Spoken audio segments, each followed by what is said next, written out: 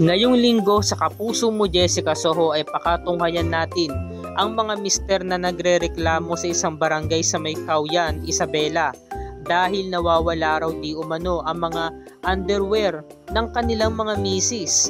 Ang nawawalang mga panty at bra ay tinatayang umabot na sa mahigit 500. Nasaan na ang nawawalang mga bra at panty? Sabay-sabay nating alamin ang resulta ng investigasyon ngayong linggo ng gabi at malalaman natin ang iba pang mga kwento ng mga mister dahil nga sa mga nawawalang underwear ng kanilang mga asawa. Ngayong linggo na yan mga kapuso.